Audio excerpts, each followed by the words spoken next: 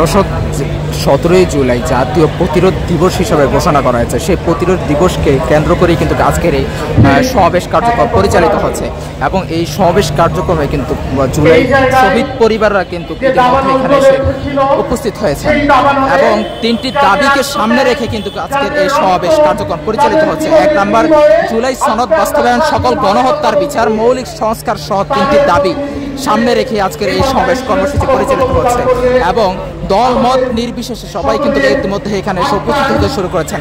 ছাত্র দলের রাকিবুল ইসলাম রাকিবও কিন্তু এখানে উপস্থিত হবেন বলে জানিয়েছেন।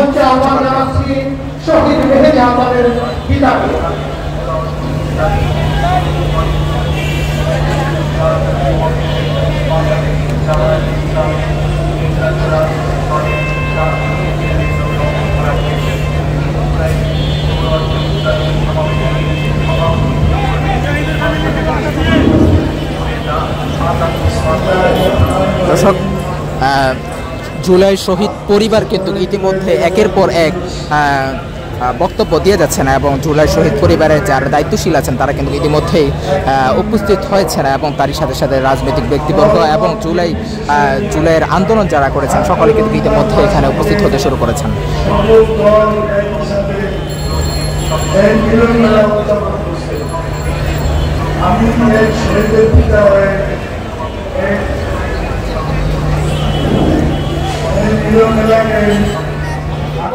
যেমন ছিল বুকের স্পন্দন, যেমন ছিল চোখের কান্না, তেমন ছিল শরীরে রক্তের উত্তাপ।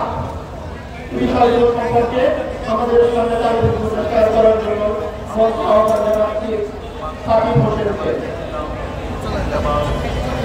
মঞ্চে আসবেন সাকিব হোসেন।